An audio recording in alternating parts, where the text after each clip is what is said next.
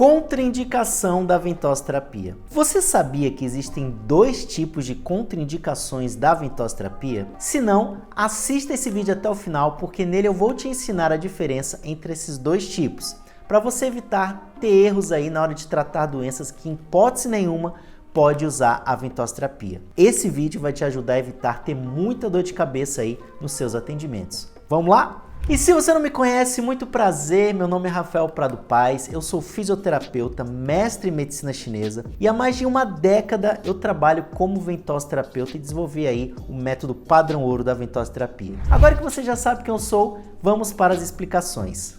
Existem 2 tipos de contraindicação na ventosterapia, as absolutas e as relativas. A absoluta representa aquelas que você jamais, em hipótese nenhuma, pode colocar uma ventosa. As relativas são aquelas que dependem da tua avaliação prévia. Cada caso, umas pessoas podem, outras pessoas não.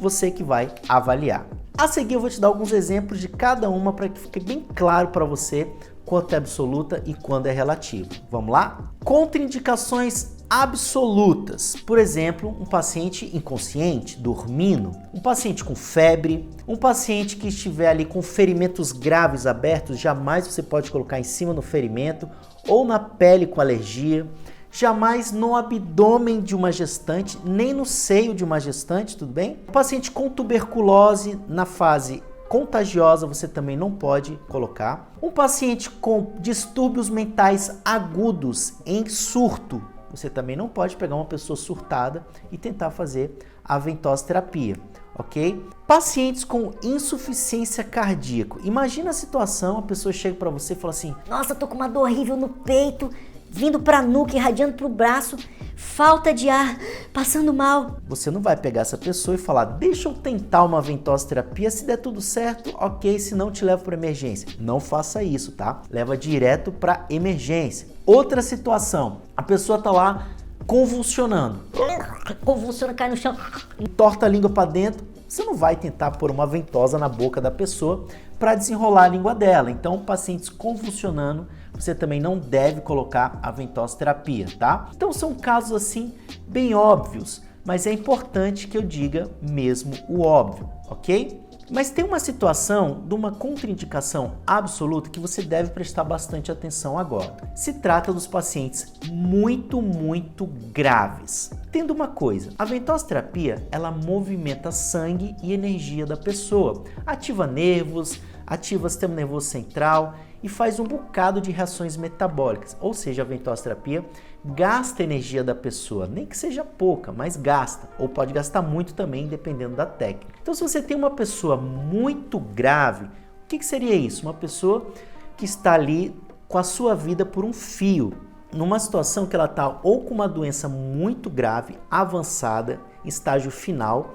ou está ali num politraumatismo, ou está ali com uma doença aguda, onde a sua energia, a energia do paciente, está lutando para manter a vida daquela pessoa. O sangue dela está concentrado nos órgãos vitais dela. Então, nesses casos, você não pode fazer a ventosterapia, porque se você fizer, você vai mobilizar o sangue do centro para a periferia e você pode desequilibrar essa pessoa. Então, sempre pense isso, se a pessoa estiver muito grave, você não pode fazer a ventosterapia, tá? Você precisa entender que a pessoa tem que ter um mínimo de energia para que você mobilize, manipule, para que ela possa melhorar. Se estiver muito grave, não pode fazer, ok? Agora eu vou dar alguns exemplos de contraindicações relativas. Alguns casos você pode fazer a ventosterapia e outros não para aquela mesma doença.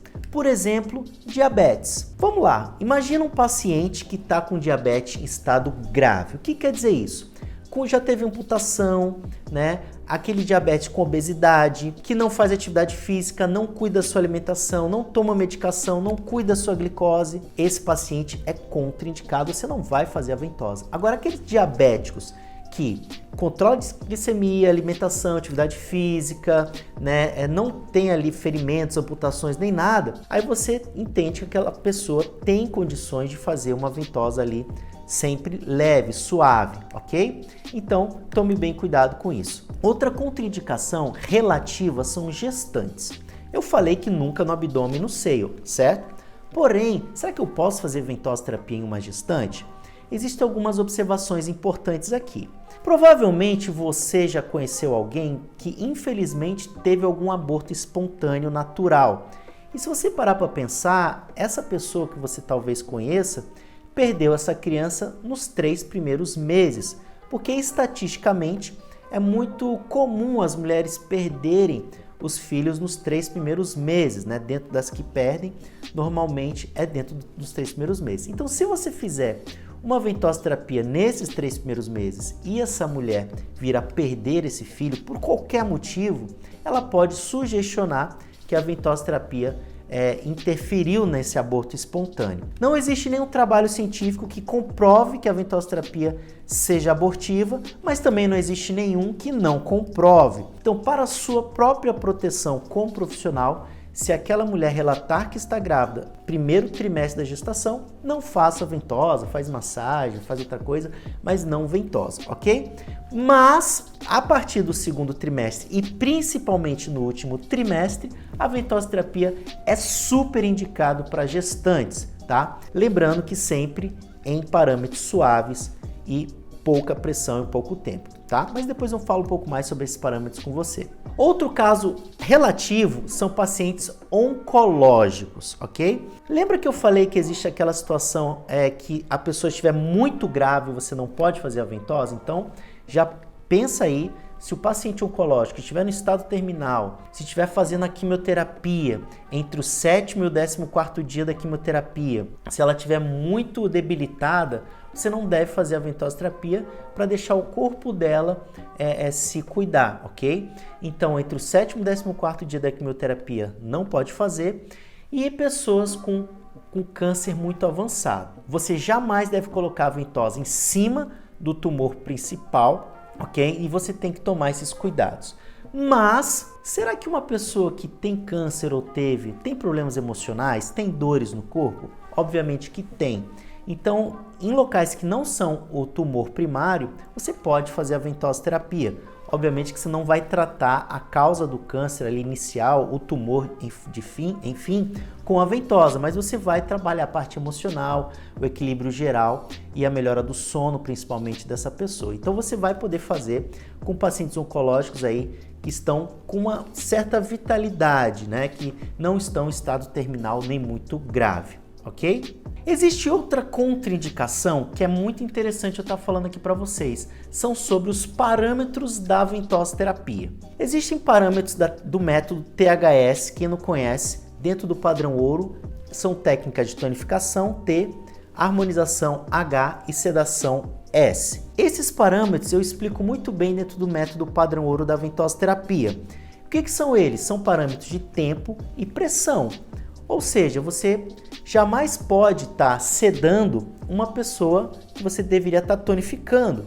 Você jamais pode estar harmonizando uma pessoa que você poderia estar tonificando. Jamais tonificar uma pessoa que você deveria estar sedando. Então você precisa entender essas relatividades. Por que eu estou falando isso? As técnicas de sedação, por exemplo, elas são muito fortes. Você vai pôr mais pressão, deixar mais tempo. E você pode sim causar lesões em pessoas muito graves, por exemplo, muito crônicas. A técnica de sedação, elas são muito fortes, né?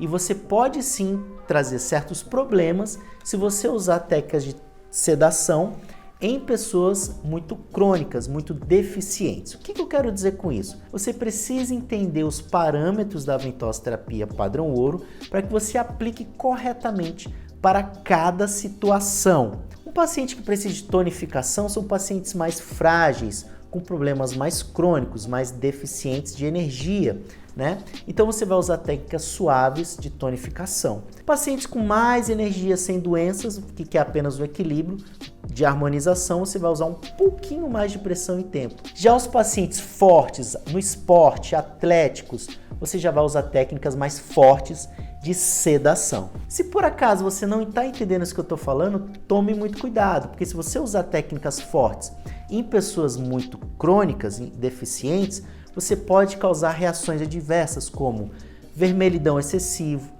bolhas, pode causar dores nessas pessoas. Então é muito importante que você entenda o parâmetro de tempo, pressão e número de ventosas para que você faça o melhor tratamento indicado para cada pessoa, ok?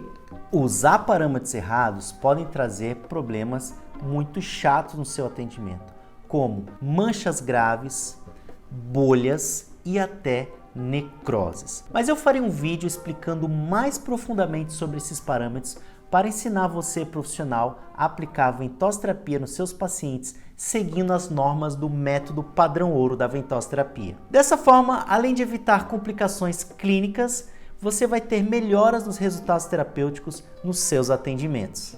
Bom, esse foi um resumo de quais são as principais contraindicações da ventosterapia e quais são os cuidados que você deve tomar ao utilizar essa abordagem da ventosa que é milenar. E se você gostou desse vídeo e quer acompanhar mais de perto conteúdos que eu posto aqui na internet, já toca aqui no link da descrição e me segue lá no Instagram para a gente começar a interagir por lá, tá bom? Foi um prazer enorme ensinar você, espero contar contigo aqui nos meus próximos vídeos. Não esquece de dar o like. Até lá!